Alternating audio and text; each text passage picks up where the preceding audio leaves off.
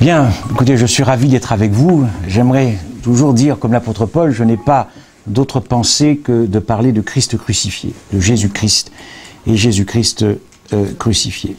Je vous en parle par expérience et je vous en parle par connaissance parce que je suis convaincu que Christ vient chercher une épouse amoureuse. Il ne vient pas chercher une église, il ne vient pas chercher des hommes, des femmes et des enfants qui ne veulent que l'éternité de la vie. Jésus vient vraiment chercher des hommes, des femmes et des enfants qui ont compris ce qui s'est passé à la croix.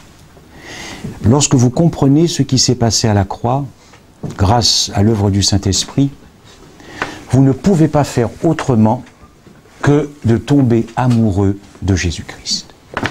Si je suis un adventiste, c'est parce que nous pouvons annoncer au monde des vérités profondes sur le sacrifice du Christ, parce que nous pouvons aller beaucoup plus loin qu'eux, notamment parce que malheureusement nos amis croyants croient en l'immortalité de l'âme, ce qui annule le sacrifice du Christ, ayant renoncé à tout, à la vie, et puis par rapport à la nature même du Christ. Mais là, j'ai pas beaucoup de temps.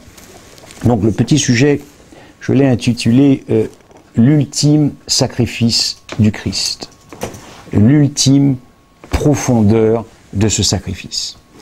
Si je devais parler de la hauteur, comme Paul dit, afin que tous les saints puissent connaître la hauteur, la largeur, la longueur, la profondeur de la croix, pour vous donner une idée de la hauteur de ce sacrifice du Christ, Paul dit que nous sommes ressuscités en lui, avec lui, et qu'en lui nous sommes déjà assis dans les lieux célestes. Ça, c'est la hauteur. Mais moi, je vais m'intéresser à la profondeur. Parce que malheureusement, beaucoup d'adventistes et beaucoup de chrétiens ne savent pas vraiment ce qui s'est passé à la croix. Parce que nous devons reconnaître que nous ne faisons pas de la croix du Christ l'objet de nos recherches et de nos investigations. Nous avons nos prières publiques dans les églises, où souvent le laïc ou l'ancien de service, quand il fait la prière de consécration, va rappeler les péchés que nous avons commis dans la semaine, et va dire « Seigneur, tu es un grand Dieu d'amour, parce que tu as porté nos péchés ». Et vous allez voir ce soir que nous n'avons pas compris vraiment ce que ça veut dire cela, parce que nous ne cherchons pas cela.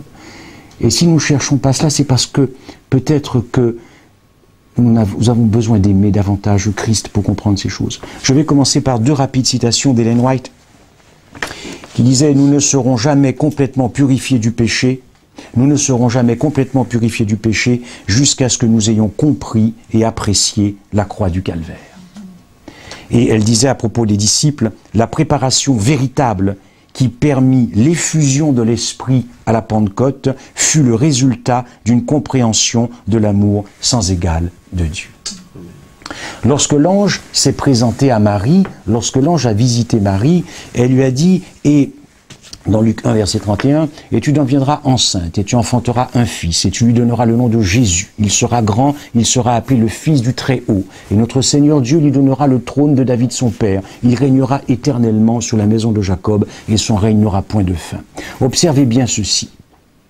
L'ange présente Christ comme étant le Messie qu'elle va porter en son corps et qui devra régner sur le trône de David, son père. L'ange ne dit pas « et qu'il régnera sur la maison d'Abraham ».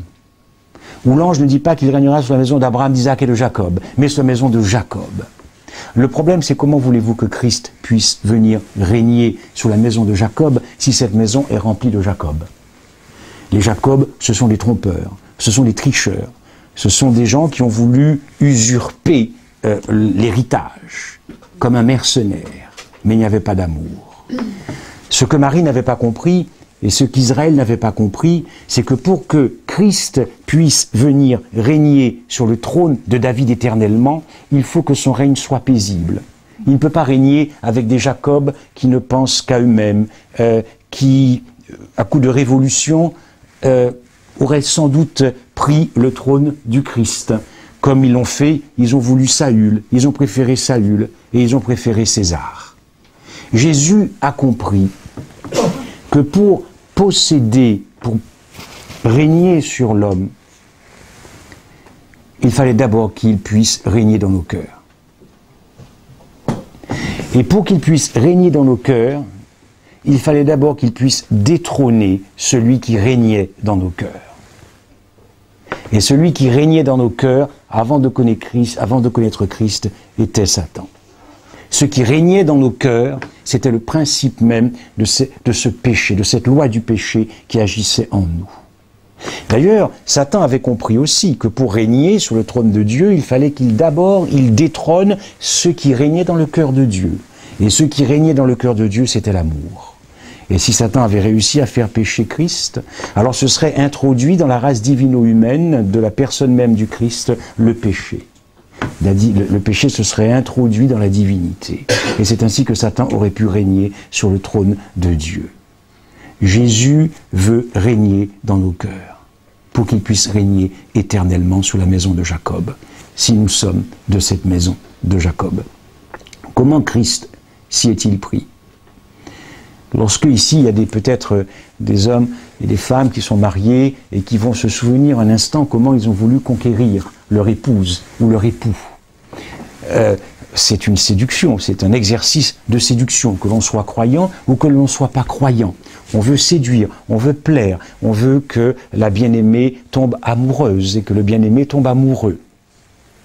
De quelle manière Jésus s'est-il pris? De quelle manière s'est-il révélé à l'homme, à l'humanité, à la maison de Jacob? Pendu au bois. Je ne sais pas. Je n'aurai pas beaucoup de temps ce soir. Dans Deutéronome 21, verset 23, c'est la loi de Moïse. Lorsque vous aviez un criminel qui avait été exécuté, son cadavre était exposé, pendu au bois. C'était une loi de Moïse.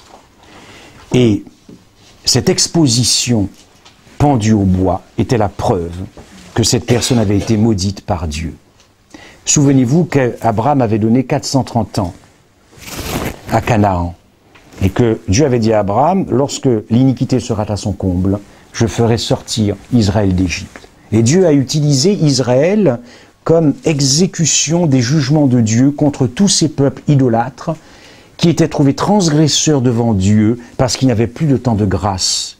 Et vous verrez souvent dans l'Ancien Testament que Jéricho et tous les pays avoisinants étaient voués par interdit. Et que lorsque Dieu donnait l'ordre à Josué que cette ville serait vouée par interdit, tout devait être exterminé. Hommes, âmes, enfants et même les objets, tout devait être détruit. C'était ça la malédiction de Dieu. Vous verrez que dans Josué 8, par exemple, lorsque Josué va passer par l'épée le roi d'Aï, il va exposer son corps pendu au bois. Et un peu plus loin dans Josué 10, pareil, il y avait 5 rois qui se sont cachés dans une caverne, Josué les a tués et les a exposés. La personne qui était pendue au bois n'était pas maudite par Dieu parce que trouvée pécheur et transgresseur alors qu'il n'y a plus de temps de grâce, parce qu'elle était pendue au bois. Non, c'est parce qu'elle avait été maudite que cette personne était exposée publiquement comme étant un transgresseur, un violeur de la loi de Dieu.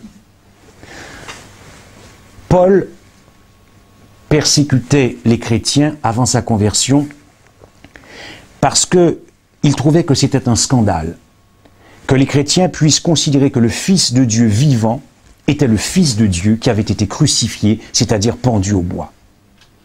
Parce que Paul connaissait la loi de Moïse. Et Paul savait très bien que celui qui était pendu au bois, selon la conception juive, était un homme qui avait été maudit par Dieu. Que la crucifixion était la preuve qu'il avait été maudit par Dieu. Et quand Paul va se convertir, c'était difficile pour lui de convaincre ses frères. Parce que ses frères attendaient un Messie qui devait s'asseoir sur le trône de David son père et non pas pendu au bois. Car celui qui était pendu au bois était trouvé pécheur devant Dieu, transgresseur de sa loi et maudit par Dieu. Mais Paul, après sa conversion, va continuer à raisonner comme un juif.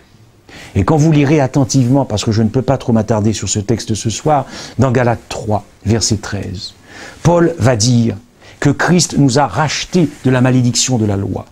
Christ ne nous a pas rachetés de la loi, mais de la malédiction de la loi, c'est-à-dire de la désobéissance de la loi, parce que nous avons tous été trouvés transgresseurs de la loi de Dieu. Et Paul va dire que Christ nous a rachetés de la malédiction de la loi, étant devenu malédiction pour nous. Nous devrions réfléchir tous les jours sur ça. Et Paul va expliquer ce qu'il veut dire quand il dit que Christ est devenu malédiction pour nous. Il va dire, puisqu'il est écrit, et il va citer un texte de l'Ancien Testament, et il va citer précisément Deutéronome 21, verset 23, car il est écrit, puisqu'il est écrit, maudit est quiconque est pendu au bois. Jésus-Christ, selon les Écritures, n'a pas été maudit pour lui-même ou à titre personnel. Lorsque Paul a compris cela, sa carrière a changé, et c'est un homme qui a aimé profondément Dieu. Ce que Paul a compris, c'est que Christ avait été maudit pour Paul, que Christ avait été maudit pour les péchés de Paul, que Christ avait été maudit pour les péchés de Pierre, que Christ avait été maudit pour David le roi, que Christ a été maudit pour nos péchés, vous et moi, non pas à titre personnel ou pour lui-même, non, mais pour vous et pour moi, pour nos péchés. Christ a été maudit à notre place, car nous étions maudits. Christ a été maudit pour nous, en notre faveur, à cause de nous. Vous voyez, il y a un texte dans 2 Corinthiens 5, verset 21, où il est dit que Dieu a fait devenir Christ péché.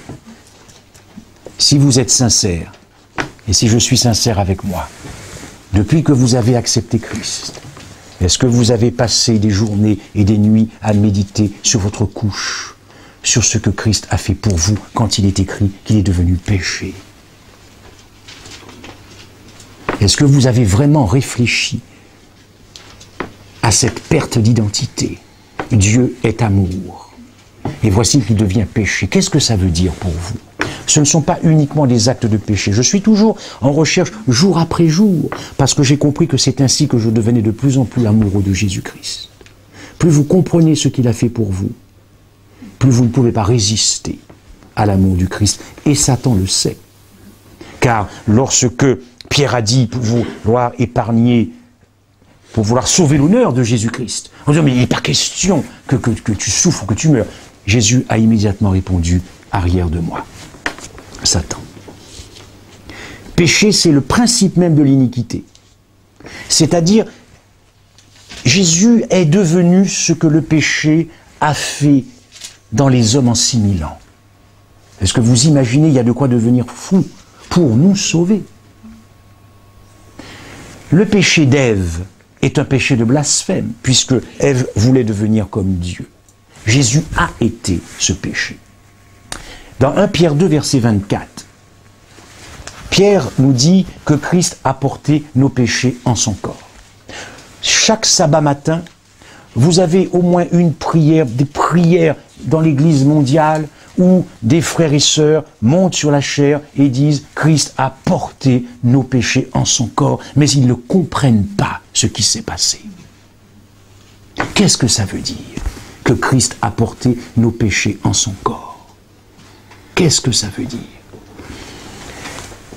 Qu'est-ce que ça veut dire que Christ a porté l'adultère en son corps? Oui, nous disons, voici l'agneau de Dieu qui vient ôter le péché du monde. N'est-ce pas? Et puis Ésaïe 53, il s'est chargé de nos iniquités. Il a porté nos péchés. Et l'Éternel a fait retomber sur lui l'iniquité de nous tous. Oui, nous les adventistes, nous sommes spécialistes du sanctuaire. Nous aimons bien dire, voilà, que l'hébreu allait, et puis il confessait ses péchés, et puis il y avait un transfert du péché. Mais qu'est-ce que ça veut dire pour Christ? Parce que vous savez, mes frères et sœurs, amis, si Christ a porté vos péchés, vous n'aviez plus besoin de les porter à la croix. Ça veut dire que si Christ a porté vos péchés, la loi n'a trouvé aucun péché en aucun homme sur la terre, excepté Christ à la croix. Si Jésus a ôté le péché du monde, c'est que Dieu n'a trouvé aucun péché dans le monde. Si Christ a porté vos péchés, c'est que vous n'avez plus été trouvés pécheurs, et que vos péchés sont devenus les péchés du Christ, dans son corps. Les péchés propres à Christ, comme sa propriété. C'est extraordinaire de considérer que les péchés du Christ étaient aussi propres à lui que s'il les avait connus. Alors qu'est-ce que ça veut dire? Nous avons tous été peut-être dans le monde avant de connaître Christ. Porter l'adultère, porter le viol, porter la pédophilie, porter le vol, porter la violence, porter la jalousie. Qu'est-ce que ça veut dire pour Christ? Ici, il y a des femmes qui ont peut-être été mères, qui ont porté des enfants en leur corps. Elles ressentent ce que c'est quand vous avez la vie dans son corps. Le péché, Christ n'a pas porté nos péchés comme on porte une valise. Donc je me suis dit, Seigneur, Ellen White nous dit que Christ a ressenti la malignité du péché, le sentiment du péché. Le péché, et nous le savons par expérience, ne vient pas à l'existence à partir du vide. Le péché ne peut venir à l'existence que par le consentement et un choix libre de l'homme que l'on appelle pécheur. Autrement dit, le péché et le pécheur sont indissociables. Qu'est-ce que ça veut donc dire que Christ a porté nos péchés, l'adultère, le vol? Ça veut dire qu'il a porté aussi la personne du pécheur. C'est-à-dire qu'il a porté la vie de la personne du pécheur. C'est-à-dire qu'il a porté et qu'il a assumé la personne même du pécheur, la personne même de tous les pécheurs. Quand on dit que Christ a porté l'adultère, est-ce que Christ a porté nos péchés comme nous les avions portés? De quelle manière avons-nous porté nos péchés? Vous connaissez tous ce texte de Jacques 1, versets 13 ou 14. L'enfantement du péché, qui provient de l'enfantement de la convoitise. Or, Jésus dit, j'ai porté vos péchés. Jésus n'a jamais péché. Jésus n'a jamais connu le péché, n'a jamais commis de péché. Mais, et c'est le mystère de la croix, il en a eu une connaissance expérimentale parce que nos péchés sont devenus les siens. Lorsqu'il a pris nos péchés sont passés dans sa propre vie. Autrement dit, le langage est limité. Mais je voudrais peut-être, avec cette réflexion, vous permettre par la suite de faire de ces souffrances du Christ comme les prophètes l'objet de vos recherches et de vos investigations. Christ, lorsqu'il porte et assume la personne de tous les pécheurs, a revécu nos vies de péché. Comment? C'est un mystère. Mais il a revécu nos vies de péché. Lorsque vous aurez la prochaine fois, et nous tous, des tentations, ne rejetez pas la tentation parce que vous dites, mais voilà, je vais être perdu, etc. Non. Mais par amour du Christ, dites, je n'ai pas envie de faire vivre ce péché à Christ. Je n'ai pas envie qu'il le vive. Je n'ai pas envie de lui imposer ce péché, parce que c'est en lui imposant ce péché que j'obtiendrai et que j'ai obtenu à la croix le pardon des péchés passés, présents et futurs. Mes frères et sœurs, vous ne pouvez pas imaginer la tension qui existait dans l'humanité du Christ. C'est à devenir fou. Cette perte d'identité, une double perte d'identité, d'être séparé de son Père pour l'éternité, dans l'expérience de la seconde mort, et de devenir ce qui n'avait jamais été, péché. Il a été traité comme le péché. Jésus lui-même va dire quelque chose d'extraordinaire et déroutant. Dans Luc 22, verset 37, Jésus va dire « Car je vous le dis en vérité, il faut que cette parole s'accomplisse au dedans de moi. » Il a été mis au nombre des malfaiteurs. Un jour, mon frère Marc m'a demandé, est-ce que tu sais pourquoi Christ a été mis entre les deux malfaiteurs? Ellen White dit que ce sont les sacrificateurs qui ont placé exprès Christ entre les deux malfaiteurs pour qu'il soit compté comme le plus grand malfaiteur des deux malfaiteurs. Le terme grec de malfaiteur est anomos, qui signifie sans loi, qui a quitté la loi, impie, pécheur. Et lorsque vous prenez le texte grec littéralement, cela veut dire que Christ a aussi été avec les pécheurs. Est-ce que vous imaginez ce que je suis en train de vous dire? ce mystère de l'assimilation de nos péchés dans le corps du Christ, pour que à la croix, Dieu puisse voir qu'il y avait en 6000 années un seul pécheur universel sur la surface de la terre, c'est Jésus-Christ. C'est à ce prix-là que nous avons été sauvés. Et parce que Christ a été trouvé transgresseur, notre substitut pécheur devant Dieu, notre représentant de cette race déchue. Il faut savoir que ce point est discuté parmi les théologiens de toute dénomination. Parce que certains pensent qu'en réalité, lorsque Christ prend la place des pécheurs, il conserve son innocence. Dieu ne peut pas condamner un innocent à la mort éternelle. Dieu ne peut pas condamner. Il y a beaucoup de versets dans les Écritures. Proverbe 17, verset 15. Celui qui condamne un innocent est en abomination devant l'Éternel. Ce matin, pour ceux qui sont adventistes, ils ont étudié la leçon sur le législateur et le juge. Dieu, en tant que juge et législateur, ne peut pas s'affranchir de sa propre loi. C'est-à-dire que lorsqu'il avait décidé, depuis les temps éternels, que son fils serait crucifié, il savait qu'il devait appliquer la loi. C'est-à-dire que celui qui est pendu au bois est maudit par Dieu, non pas pour lui-même à titre personnel, mais pour nos péchés, maudit pour vous et moi. Est-ce que vous comprenez, mes frères et sœurs? Ça, c'est l'ultime profondeur de la croix. L'ultime profondeur de la croix.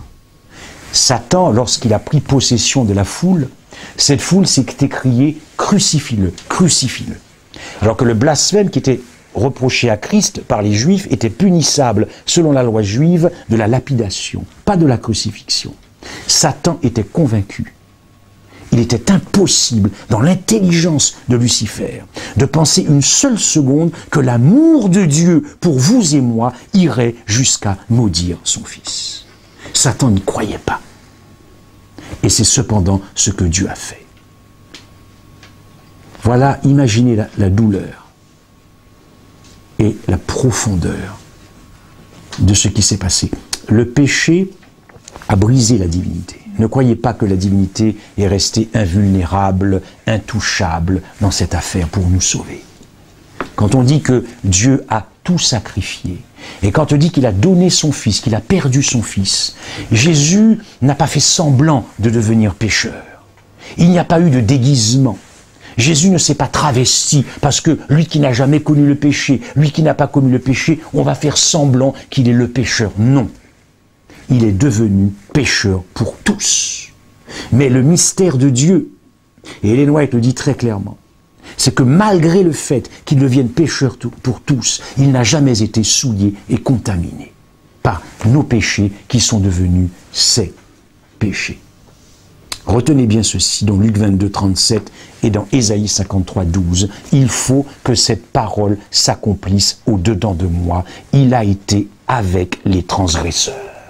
Le transgresseur, notre substitut transgresseur, pour qu'il puisse être un souverain sacrificateur qui représente les hommes. Dans Ésaïe 65, verset 20, il est dit que c'est le pécheur qui sera maudit.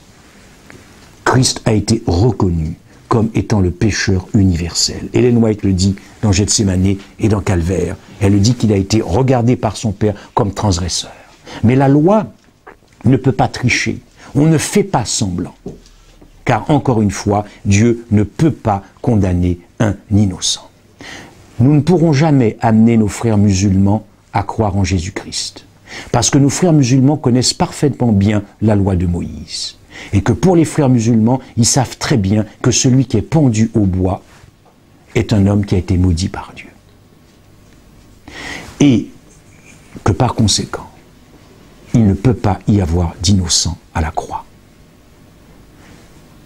Le christianisme prêche que c'est un innocent qui est crucifié à la place de coupables. Vous ne convertirez jamais les musulmans à Christ.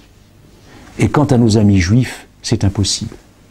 Car nos amis juifs savent très bien qu'il n'y a pas d'innocents à la croix. Il n'y a que des coupables à la croix. Ésaïe 65, verset 20. c'est le pécheur qui sera maudit. Matthieu 25, verset 41. Retirez-vous de moi, maudits, allez dans le feu éternel qui avait été préparé pour Satan et ses anges. Le terme grec qui est utilisé dans Galates 3.13 signifie anathema.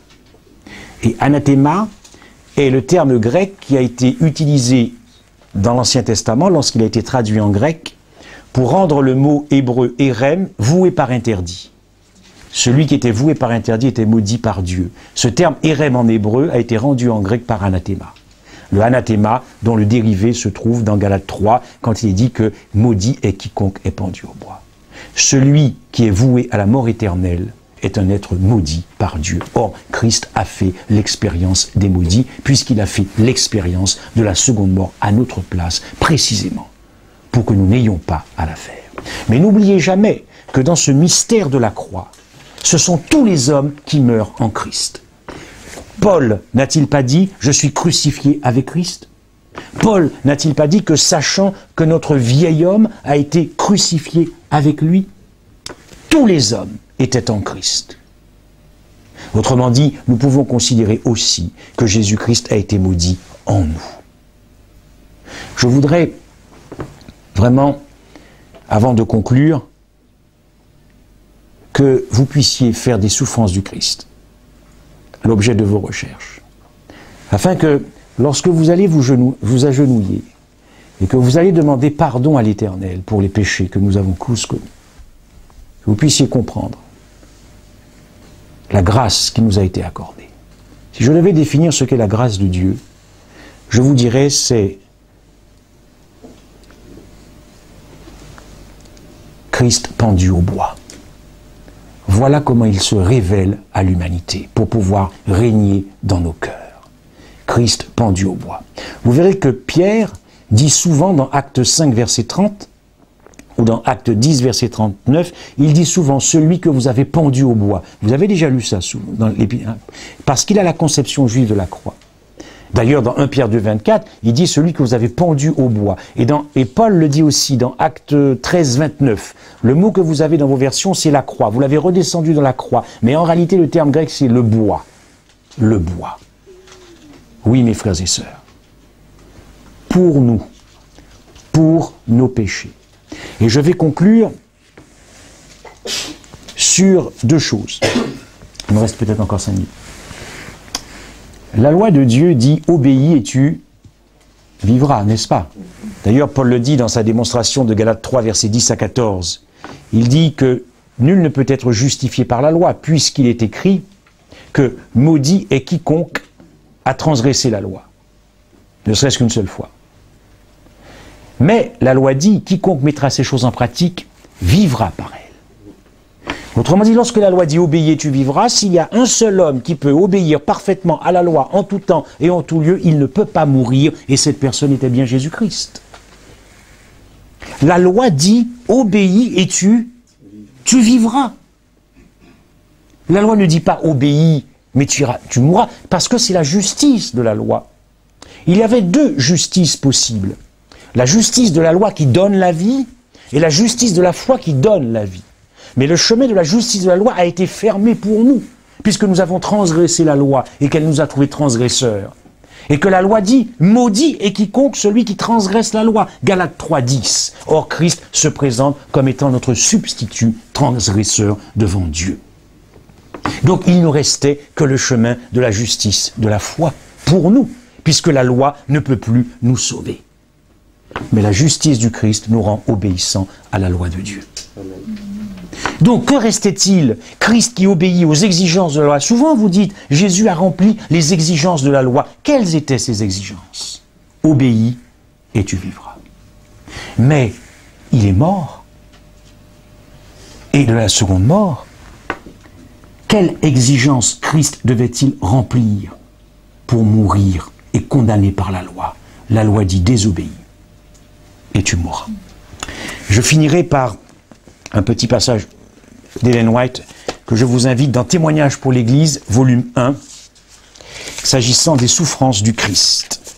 C'est à partir de la page 248, les souffrances du Christ. Vous verrez qu'à la page 252, Ellen White dit « Il souffrait à la place de l'homme comme transgresseur de la loi divine ». Vous savez, j'ai lutté beaucoup, j'ai lutté des semaines et des semaines, parce que j'avais du mal à accepter ce que Paul disait très clairement, « Maudit est quiconque est pendu au bois ». J'ai lutté des semaines et des semaines et des semaines, parce que cela me choquait profondément. J'avais même l'impression peut-être de blasphémer. Mais l'Écriture, nous devons accepter par la foi. C'est pour ça que Paul, lorsqu'il parlait de la croix, il disait toujours le scandale de la croix. Le scandale de la croix, parce que Dieu, par amour pour nous, est allé jusque-là, pour vous sauver et pour me sauver. Lorsque vous avez compris ça, ça change une vie. Ça brise vos cœurs. Et vous vous donnez entièrement à Jésus-Christ. Voici ce qu'Ellen White dit à la page 262. Donc, témoignage pour l'Église, volume 1. Certains ont des vues limitées sur l'expiation. Ils pensent que le Christ n'a subi qu'une faible part du châtiment prévu par la loi de Dieu. Ils supposent que tout en ressentant le courroux du Père, le Fils avait néanmoins, dans ses cruelles souffrances, la preuve que Dieu l'aimait et acceptait son sacrifice. Ils croient que les portes du sépulcre se présentaient à Jésus comme illuminées des rayons de l'espérance et qu'il avait en permanence l'assurance de la gloire qu'il attendait après la résurrection. Jésus n'avait pas cette assurance parce qu'il avait été abîmé par le péché. Le sentiment de la malignité, le sentiment du péché. Lorsque vous lisez Isaïe 53, vous verrez là toute la rigueur de la malédiction. D'ailleurs, Ellen White dit que Christ portait la malédiction de la loi. Mais la malédiction de la loi, c'est la malédiction qui est prononcée par la loi. Et qu'est-ce qu'elle dit, cette malédiction? Maudit est quiconque trouvé transgresseur.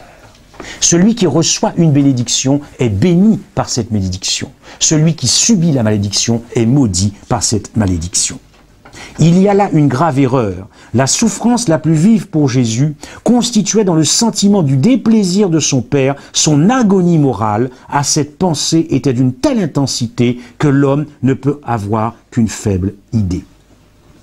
Jésus n'avait plus l'assurance de la gloire qui l'attendait après la résurrection. Les puissances des ténèbres l'écrasaient. Nul rayon de lumière n'éclairait pour lui l'avenir. Il était aux prises avec Satan qui prétendait l'avoir à sa merci et lui être supérieur en puissance et qui lui murmurait que le Père l'avait renié et qu'il avait perdu désormais comme lui-même, Satan, la faveur de Dieu. Mon Dieu, il ne dit plus mon Père. Pourquoi m'as-tu abandonné? Je vais vous laisser pour une petite illustration. Imaginez que je suis un lépreux et qu'il y a ici une sœur ou un frère qui, par amour pour moi, voudrait bien porter ma lèpre. Serais-je débarrassé de ma lèpre? Oui. Le frère qui porte ma lèpre, c'était pas la sienne. Mais lorsqu'on le regarde, qui est le lépreux? Ce n'est plus moi. Qui était porteur de mes péchés? C'était Christ. Dieu a considéré que c'était lui qui les avait commis, pas moi, pour vous sauver et pour me sauver. N'avons-nous pas un sauveur extraordinaire? N'avons-nous pas un sauveur extraordinaire? Amen.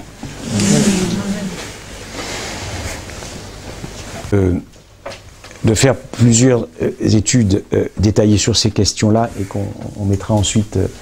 parce que c'est pas facile au départ de prendre toutes ces vérités-là sans les avoir approfondies, parce que c'est vrai que c'est profondément choquant, mais le monde doit savoir, le monde doit vraiment savoir ce que Christ a fait pour nous. Peut-être juste une parenthèse pour ceux qui ne connaissent pas Frédéric. Frédéric, donc, est... Alors, dans le langage biblique, on parle de laïc, de pasteur ou autre. Frédéric est un laïc, il est avocat. Et... Non, mais ça tu aurais pu... Non, mais pourquoi je dis ça? C'est parce que je dirais que tu n'es pas pasteur. Ah non, ça, voilà. Non, c'est ça. Tu n'es pas pasteur, tu étudies, comme chacun d'entre nous, et j'ai été interpellé par ta conversion, par ton cheminement, et peut-être en deux mots résumer peut-être un petit peu comment Christ t'a interpellé en faisant court, mais très court. Mais pourquoi je dis ça? Parce que c'est important de voir que finalement, des fois, on peut être très éloigné de Dieu. Oui. Et Dieu peut nous toucher par des moyens, des fois, qui nous surprennent. C'est ça, et voilà, c'est ça, moi, qui m'intéresse. Écoutez, dans ce que tu as vécu. En deux mots, j'ai vécu aux Antilles, donc mon père s'est converti, il n'était pas un adventiste, j'avais 8 ans, 9 ans, bon, puis je suis parti, puis j'ai tout abandonné, et j'ai vécu dans le monde pendant 30 ans, jusqu'à l'âge de 45 ans. Et je ne voulais pas revenir à Christ. Et je remercie l'Éternel parce que il s'est vraiment révélé à moi, mais dans la puissance de la croix. Quand je vous ai dit que j'ai vu la croix du Christ et que j'ai compris vraiment du cœur ce qu'il avait fait, c'est lorsque, il y a 6 ans, à un jour près, mon père, qui était un homme profondément spirituel, est mort. Et je suis parti de Paris, il était aux Antilles. Mais je n'avais pas envie de... ça ne m'intéressait pas. J'aimais trop le monde pour pouvoir... J'avais dit à Christ que c'est terminé, je ne voulais pas entendre parler de Christ. Et Christ m'a fait contempler Christ crucifié dans le sommeil de mon père. Et ça a brisé mon cœur. Et 6 ans après, je suis là. Voilà. J'essaie de faire très court parce que... Mais je remercie l'Éternel parce que nous avons tous... Vous savez, Jésus dit, où es-tu? La première fois que le mot « aimer » apparaît dans l'Ancien Testament, c'est à propos d'Abraham. Quand il dit « sacrifie-moi ton fils, ton unique, celui que tu aimes ». Et lorsque vous contemplez Christ crucifié, je peux vous assurer que c'est un petit peu l'expérience de Paul sur le chemin de Damas. Voilà. Et je vous souhaite à tous aussi de renforcer votre rencontre avec Christ. Vous savez, mes frères et sœurs, tout ce qui doit être secoué, déraciné, sera déraciné, secoué. Si nous ne sommes pas enracinés en Christ, nous tombons. Je vous parle aussi pour moi. La seule manière de ne pas tomber est de servir Christ par amour, une obéissance d'amour. Le monde ne voit pas que nous aimons Christ. Lorsque le monde verra à quel point nous aimons Christ, les gens sortiront de Babylone. Parce que l'emprise du monde et du péché ne sera pas plus puissante que l'attraction du Christ. Mais nous avons besoin de comprendre ce qu'il a fait pour nous à la croix. C'est là que vous tombez amoureux de Jésus-Christ. Voilà.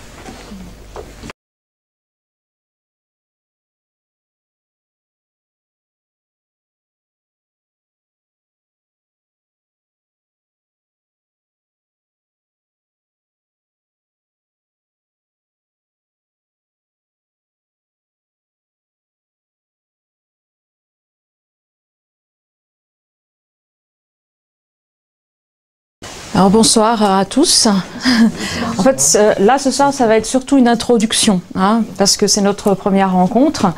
Donc l'introduction, alors c'est plutôt voilà une démarche d'entraide dans la réforme sanitaire. Alors c'est vrai qu'on entend parler beaucoup de réforme sanitaire ou plus. Alors qu'est-ce que la réforme sanitaire? Souvent, malheureusement, elle a été mal présentée, mal annoncée, mal vécue. Des mauvaises expériences, et ça a donné un très mauvais témoignage justement de la vraie réforme sanitaire. La réforme sanitaire, ce n'est pas je ne dois pas faire ci, je ne dois pas faire ça, je ne dois pas manger ceci, je ne dois pas manger cela. En fait, dans la continuité justement de la croix, c'est une histoire d'amour. C'est une histoire d'amour. En fait, c'est une histoire d'amour qui a cessé avec le péché. Il y a une séparation. Et Dieu est beaucoup plus meurtri que nous. Nous ne pouvons plus contempler notre Sauveur face à face. Et notre amoureux n'a qu'une envie, c'est de nous retrouver face à face. Et que nous puissions le voir face à face. Donc tout ce que nous pourrons, en fait, toute cette démarche-là, même la réforme, ça a pour objectif, de la part du Seigneur, c'est de nous ramener à l'idéal.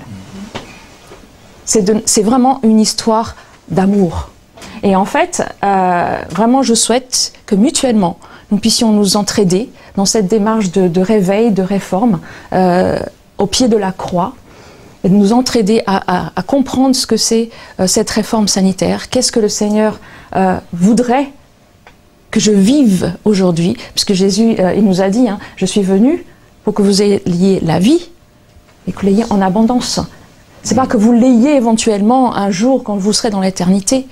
Et en fait, il y a quelque chose que j'ai lu qui me touche profondément. À travers l'humanité, la nature divine doit être révélée dans toute sa plénitude. C'est beau. Donc je ne peux pas révéler Jésus dans mes paroles en allant à l'église le sabbat, en donnant une leçon biblique. Je dois révéler Dieu, Christ, son amour dans tout mon être. Et ça passe par, en fait, la santé, puisque si je ne me mets pas à 100% dans les conditions favorables pour revenir à l'idéal, évidemment, on va dire, tant que Jésus ne sera pas revenu, notre corps sera corruptible. On porte le péché dans notre chair. Mais ce que nous oublions, il ne faut pas que nous oublions, moi je pense que le Seigneur voudrait que nous montrions au monde justement le caractère d'amour du Christ. Dans la dernière génération, ceux qui gardent les commandements de Dieu et la foi de Jésus. Et la foi de Jésus, alors j'aime beaucoup avoir les sentiments qui étaient en Jésus-Christ. Là, j'aime la version anglaise qui dit avoir ce qu'on dit le mind, c'est-à-dire avoir l'esprit de Jésus. C'est beaucoup plus profond. La mentalité de Jésus, la façon de penser de Jésus. C'est ça ce que Dieu voudrait, à ce qu'on arrive, la dernière génération qui veut montrer la gloire de Dieu, non seulement à ceux qui nous entourent dans ce monde, mais à l'univers entier. C'est quelque chose, quand j'ai compris ça, Seigneur, quel bonheur, en même temps, quelle responsabilité. Et nous ne pouvons pas rester juste comme ça, sans rien faire, disant que nous sommes chrétiens. Donc la démarche de la santé, est justement, c'est le bras droit de l'Évangile. C'est d'arriver par la grâce du Dieu avec le moyen, la réforme sanitaire, le moyen de faire en sorte que je comprenne pleinement ce que Dieu veut me révéler, que je l'applique dans ma vie avec bonheur, avec joie, avec la santé, et que je puisse en fait transmettre cette vie pleine, cette plénitude au monde. Et le but de l'ennemi depuis le départ, j'ai essayé de pas trop m'étendre dans cela, parce que c'est vrai que pour moi il ne sert à rien de parler de pratique, de donner des conseils, tant que nous n'avons pas compris pourquoi il est important de réformer nos vies, de réformer notre santé. L'ennemi n'a qu'un but depuis le début, hein, il attaque Jésus, il attaque la loi du Seigneur. Nous sommes, j'espère, tous ceux qui sont là, en tout cas la plupart d'entre nous, nous avons compris que le Seigneur, il veut que nous soyons ses prêtres et ses sacrificateurs. Ce sont ceux qui portent l'arche de l'Alliance pour traverser le Jourdain, pour aller jusqu'à la Canaan céleste. C'est extraordinaire. Et je souhaite que nous tous ensemble, nous arrivions à traverser le Jourdain et que nous mettions le pied dans la Canaan céleste tous ensemble, et nous allons nous entraider pour cela. Et ce que le Seigneur veut, inscrire la loi dans notre cœur. Notre cœur, c'est notre esprit, notre entendement. Donc si le Satan attaque la loi de Dieu depuis le début, ce qu'il va attaquer maintenant, plus que jamais, c'est notre esprit, notre entendement. Vous voyez pourquoi il est important que notre esprit, notre entendement soit ouvert à l'esprit du Seigneur. Il ne soit plus, en fait, dominé, dirigé par nos passions, par nos impulsions, par nos appétits. Parce que nous voyons à la télé, parce que nous écoutons à la radio, et parce que nous voyons aussi autour de nous, parce qu'il y a de plus en plus de catastrophes, de virus. Alors on est en panique, on dit mais qu'est-ce que nous devons faire? Le Seigneur nous a donné des choses pour le faire. Donc en ce moment, Satan attaque notre entendement. Comment? En faisant réagir d'abord le centre de notre cerveau. Nous n'avons pas le temps de voir tous les détails. J'aurai peut-être l'occasion de vous présenter les détails de comment fonctionne le cerveau. Je pense que certains le savent. Ce que Satan va faire en sorte, c'est que notre lobe frontal, où c'est là que Dieu parle à notre entendement, à ce que en fait, il perde le contrôle et que ce soit le centre de nos émotions qui prenne le relais, qui est au centre du cerveau, qui va être stimulé par justement la nourriture, le mauvais sommeil, ce que nous regardons, ce que nous entendons, tout ça. C'est son but. Donc la réforme sanitaire n'a qu'un but, c'est pour nous aider à ce que notre entendement soit clair, que nous n'ayons plus des choses qui empêchent que le Seigneur communique pleinement avec nous, que nous puissions comprendre justement, le Seigneur nous appelle, c'est extraordinaire, à comprendre la croix, ce qui s'est passé, pour que je sois complètement rendu au Seigneur et que je sois enfin avec lui dans le lieu céleste par la foi. Donc nous allons en fait suivre l'agneau partout où il va. Jésus est dans le lieu très saint et veut que nous soyons avec lui dans le lieu très saint. Alors aujourd'hui, si je suis dans le lieu très saint, est-ce que je peux continuer à manger de la chair morte, à manger des animaux? Enfin, c'est un aparté, mais c'est pour une réflexion. Pour une réflexion. Le but aussi des enfants de Dieu qui ont compris l'évangile, c'est d'annoncer aux captifs la délivrance. Comment est-ce que moi je peux annoncer à un captif dans le monde la délivrance si moi je suis encore captive de mes appétits, de mes intempérances, de tout cela? Vous voyez? Je ne peux pas lâcher, non, c'est trop bon, je ne peux pas. Le Seigneur voudrait qu'on revienne à l'idéal. C'est quoi l'idéal? Eh ben, c'est Genèse 1, 29, Genèse 3, 18. C'est-à-dire que ce qui sera notre nourriture, ce qui était notre nourriture depuis le départ, ça devrait être, ce sont les fruits, les graines, et après le péché, l'herbe, c'est-à-dire les légumes, indispensables pour rénover nos cellules, pour nous apporter les nutriments que nous perdons à chaque instant parce que nos cellules meurent constamment. Il faut qu'elles revivent. Et pour que les cellules vivent, pour qu'elles se renouvellent, il faut apporter les nutriments qui sont les vrais nutriments. En fait, l'aliment vivant. Ça, c'est concernant l'alimentation. Actuellement, le Seigneur voudrait qu'on revienne à l'idéal. Il y a eu un temps, dans la Bible, on dira oui, il y a eu ça. Il y a eu des situations d'urgence. Il y a des choses que Dieu a laissées.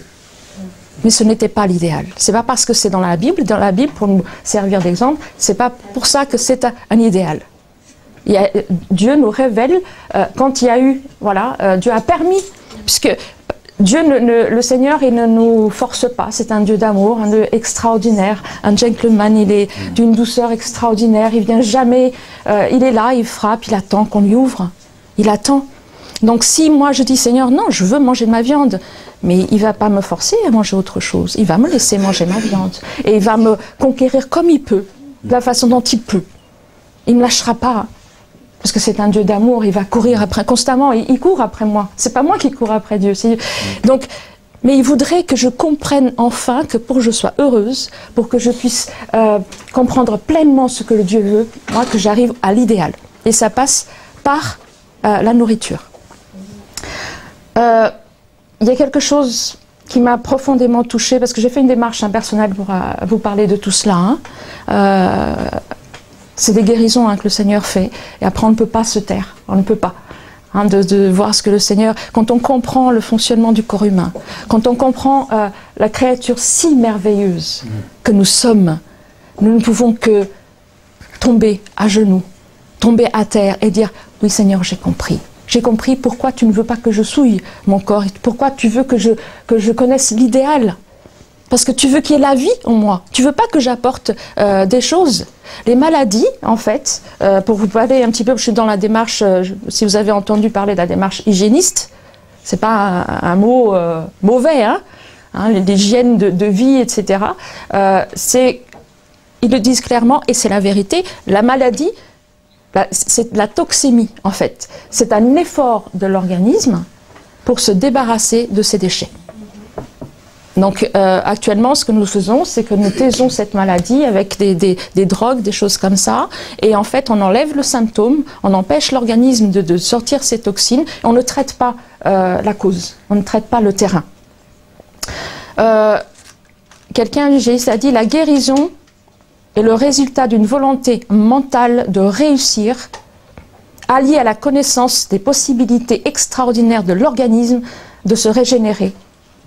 Durant, par exemple, les cures de détoxination. Les cures de détoxination, c'est pas, c'est un gros mot, apparemment pour nous. C'est permettre à l'organisme de se régénérer à travers une hygiène de vie correcte, et ça passe par l'hygiène de vie que le Créateur nous propose. Il n'y a pas de choses compliquées. Il n'y a pas de choses compliquées.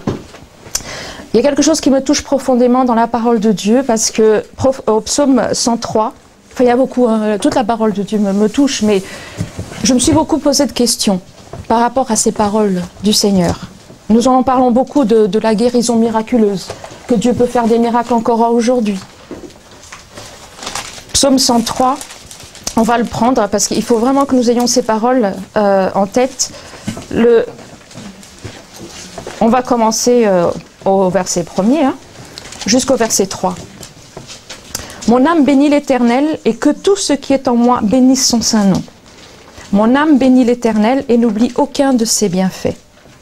C'est lui qui pardonne toutes tes iniquités, qui guérit toutes tes infirmités ou toutes tes maladies. Et je me dis, Seigneur, cette parole-là, elle est pour quand? Quand est-ce qu'elle peut être appliquée? Est-ce que c'est la vérité? Mais oui, ta parole est la vérité.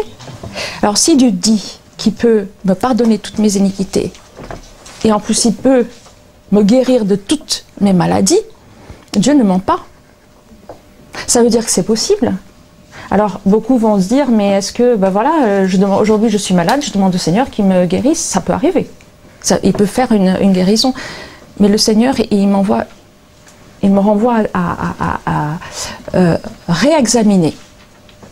Qu'est-ce qui a causé la maladie dans ma vie? Évidemment, il y a l'hérédité, il y a les circonstances. Mais tout cela, il y a des choses à faire par la grâce de Dieu. Et nous allons ensemble, c'est avec l'aide du Seigneur, bien sûr, nous entraider à voir comment est-ce que le Seigneur peut apporter justement cette guérison qu'il promet. Et Deutéronome 7, 15. Nous avons beaucoup de promesses dans la parole du Seigneur, mais ça c'est des exemples. Donc Deutéronome 7, 15.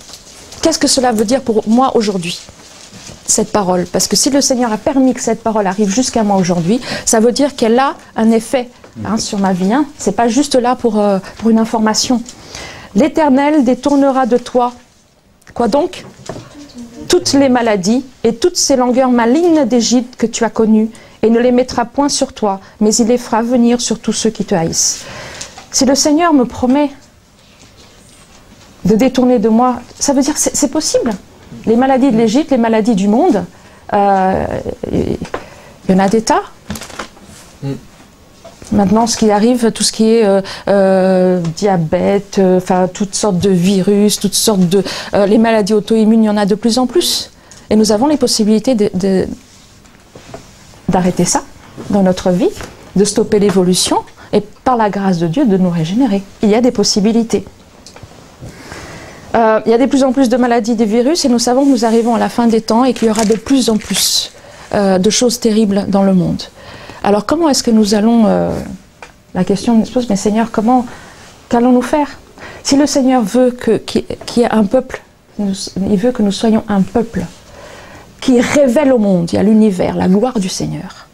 Est-ce que je peux révéler la gloire du Seigneur au monde en étant constamment en train de me plaindre? C'est la question que je me suis posée à moi-même. En étant constamment sous une espèce de malédiction de porter toutes les maladies que le monde porte aussi. Vous voyez, il faut que nous réfléchissions à cela. Attention, il y a cas par cas, hérédité, etc. Mais nous pourrons nous aider à mieux comprendre cela. Le Seigneur veut un peuple qui reflète la gloire du Seigneur, mais dans toute sa plénitude. Attention, un handicapé peut révéler la gloire du Seigneur sur sa chaise ronde. Ne mettons pas cela de côté. Mais aujourd'hui, moi, qui ai la possibilité d'avoir une vie saine, de ne manger que ce qui apporte la vie à mes cellules, à mon cerveau, à travers les fruits, les légumes, les graines, les noix, et tout cela, pourquoi est-ce que je vais continuer à introduire ce qui est mort, la nourriture morte? Et ça passe pas seulement par la viande, la nourriture morte, nous aurons l'occasion d'en parler. Pourquoi est-ce que je vais introduire même des éléments de seconde main? C'est-à-dire que je vais prendre, soi-disant, le calcium ou fer, etc., à travers un animal, alors que le Seigneur me le donne là, magnifique, avec des couleurs magnifiques sur la table. Vous voyez? Pourquoi je ferais ça? Et pourquoi je vais encore, aujourd'hui, alors que Jésus va revenir, continuer à permettre que des animaux soient tués, alors que je dis que je vis déjà au ciel avec Jésus, pour que je puisse me nourrir? C'est cette réflexion. Alors, il n'y a pas que ça, Comment est-ce que je peux avoir l'esprit clair si je vais encore rester jusqu'à minuit devant la télé? Si je ne fais pas de sport, parce que ma lymphe, il faut qu'elle bouge. Il faut que les toxines puissent... parce que c'est pas seulement à travers la nourriture que nous ingérons des toxines, c'est à travers l'air, la pollution, le métro, etc. Mais le Seigneur nous donne des tas de choses pour que nous puissions passer outre et être en forme, dans la joie et dans la pleine conscience de ce qui se passe réellement en ce moment dans l'univers, et qu'il est temps vraiment que je sois en train de vivre pour la gloire de Dieu et non plus me préoccuper de ma maladie, d'accord, de toutes ces choses. Voilà, ça c'est une introduction. Il y a aussi beaucoup de choses à voir. C'est vrai que les virus, il y en aura de plus en plus, il y aura des épidémies. Le Seigneur nous a prévenus, mais il nous donne la façon de y échapper, puisque c'est prouvé. Il y a des gens qui ne sont pas chrétiens, ils sont en train de vivre cela. Hein. Ils sont en train de vivre cela, ils ont régénéré complètement leur façon, ils ont mis complètement à plat leur façon de s'alimenter, de vivre, à ne prendre que des choses en fait qui leur apportent la vie, à sortir toutes les toxines, parce que quand un virus ou une bactérie, peu importe, enfin si vous laissez des détritus dans votre table de la cuisine, qu'est-ce qui va se passer en peu de temps? Vous allez avoir des... Voilà, à un moment donné, il y a même des asticots si vous laissez ça trop longtemps. Notre corps, c'est exactement la même chose. Si notre corps est sain et n'a que des choses qui apportent la vie, en fait, que nous mettons, eh ben, les virus ne vont pas nous embêter.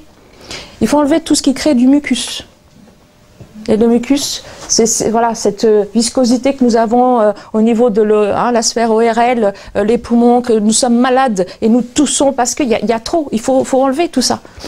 Et bien ça, on peut empêcher d'en avoir, on peut empêcher d'avoir autant de choses pour que les virus ne nous attaquent pas, les bactéries ne restent, puisqu'ils se nourrissent de ça. Et donc le rhume, l'ORL, les angines, les bronchites, les bronchiolites, tout ce que... Et les ites, les inflammations, il y en a tellement. Nos bébés qui ont des bronchiolites alors qu'ils viennent à peine de sortir de la maternité, il y a de lait, de vache à enlever, il y a des tas de choses. Il y a des tas de choses. Il y a beaucoup d'acidité. L'acidité crée des arthrites, des choses comme ça, créées par beaucoup trop de céréales. Les adventistes, on a réformé notre santé, on a laissé de côté la viande, et puis malheureusement, il y en a qui sont en train de mourir de cancer, parce qu'ils ont remplacé la viande par des choses hyper protéinées, ou alors des céréales à profusion. Ça crée des cols à l'intérieur de notre organisme, les parois de notre sang, et ça devient terrible. Et nous sommes autant malades que ceux qui... Alors, pour ça que ceux qui disent bah, pourquoi ne pas manger de la viande, autant manger de la viande, hein, puisque ceux qui ne mangent pas de la viande sont presque aussi malades, ou voire plus. Vous voyez un peu? Nous avons mal compris la réforme sanitaire. Donc, c'est vrai qu'au niveau pratique, je ne sais pas combien de temps il me reste, parce qu'il faut me le dire. Hein. D'accord. En fait, il y a évidemment des remèdes que le Seigneur nous donne, même des remèdes d'urgence. Il y a des choses, on ne va pas dire, tiens, donc on va s'entraider justement à découvrir ces remèdes et à les appliquer. Là, c'est l'hiver, donc évidemment, si nous ne sommes pas préparés à avoir une bonne alimentation, le repos, respiration, exercice, si nous sommes affaiblis, si notre organisme est affaibli, évidemment, nous allons... être fragilisé et attraper toutes les petites choses qui, sauf si, par la grâce de Dieu, le Seigneur nous dit je t'épargne.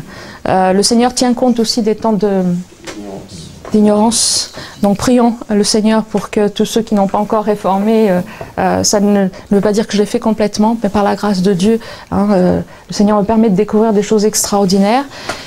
Et il y a des choses qu'on peut donner, des conseils, comment se prémunir contre les virus quand il y a une épidémie, etc. Mais la première des choses, c'est vraiment régénérer notre organisme, faire une détoxination, pourquoi pas. Alors, il y en a qui vont dire « le jeûne, 3 jours ». Oui, il y a des jeûnes à faire, mais c'est pas... Il faut comprendre les choses. Le Seigneur a des façons douces. Avec Dieu, tout est douceur. Donc il faut faire très attention. Parfois, on se lance dans des choses extrêmes. Avec le Seigneur, tout est douceur. Tout va dans la douceur. Et le but, ce que j'apprends en fait en naturopathie hygiéniste, c'est le mot tout le temps, c'est ne pas nuire. Ne pas nuire. Donc tout ce que nous ingérons, tout ce que nous allons faire, c'est ne pas nuire, que ce soit au niveau d'exercice physique, que ce soit au niveau de la nourriture, c'est ne pas nuire. Donc ce que je vous... Alors moi, la proposition que j'avais à vous faire, c'est de donner des conseils, ceux qui veulent, faire une démarche en fait de détoxination par palier C'est-à-dire que ceux qui n'ont pas encore fait, s'ils n'ont pas encore rejeté la viande, s'ils veulent, évidemment, ça c'est toujours une démarche, c'est volontaire. Le Seigneur ne veut rien de contrainte. Tout est une histoire d'amour, de volonté, il veut le meilleur pour nous. Donc il y a des façons de faire une détoxination par palier et s'accompagner mutuellement. C'est-à-dire, voilà, ce que je vous propose comme programme, on s'accompagne, il y a des échanges d'emails, on se revoit, on en parle, il y a des choses à faire pour ceux qui veulent rentrer dans la démarche de la réforme sanitaire s'ils ne l'ont pas encore fait. Donc, je pourrais éventuellement donner mon email ou je prendrai une liste de vos emails et où je vous ferai des propositions, par exemple. C'est une proposition, d'accord? Un suivi, en fait, un suivi alimentaire avec des propositions pour arriver... pour arriver par la grâce de Dieu, ensemble, à l'idéal que le Seigneur voudrait, du mieux que nous pourrons, dans tout ce qu'il nous donnera comme moyen, pour que nous soyons, en fait, en pleine, on va dire, pleine santé, je dirais. Parce que la santé, c'est pas seulement ne plus avoir du tout une douleur, etc. Mais être dans cette plénitude de paix, de joie, et que nous avons fait tout ce qui était dans nos moyens de faire par la grâce de Dieu, avec ce qu'il nous donne, pour arriver au mieux. D'accord ? Juste là, peut-être une urgence, si toutefois vous avez peur des virus qui arrivent, il y a l'huile essentielle d'origan, qui est une huile essentielle qui apparemment, d'après les recherches, viendrait à bout de plus de 45 virus. Un anti-infectieux extraordinaire. Donc comment vous le prenez? Faites très attention les huiles essentielles.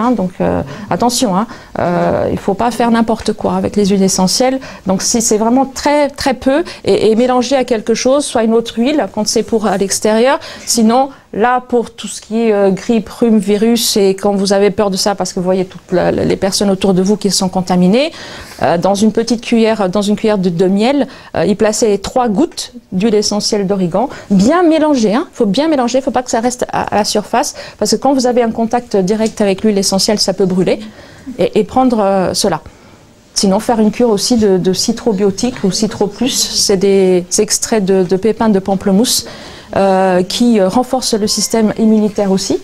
Mais sinon, beaucoup de légumes, beaucoup de fruits. Et après, on en parlera un peu plus dans le programme que nous allons accompagner, peut-être les jus de légumes et de fruits pour nourrir d'une façon, on va dire, urgente les cellules. C'est à partir de quel âge à partir tout petit, vous pouvez, mais c'est vraiment une goutte, par exemple. D'accord? Mais évitez le bébé, les bébés, voilà. D'accord? En dessous de 3 ans. Les huiles essentielles. Voilà, ouais.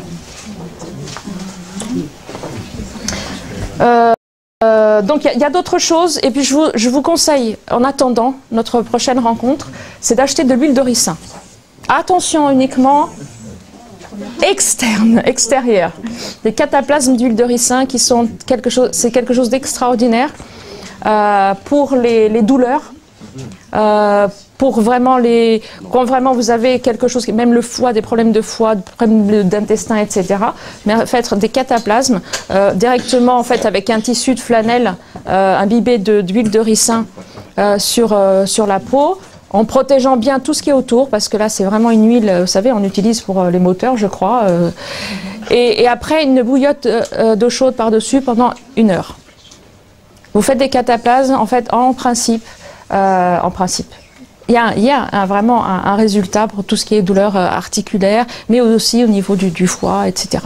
Sans la mélanger avec une autre on le met directement sur le tissu en flanelle, on met directement.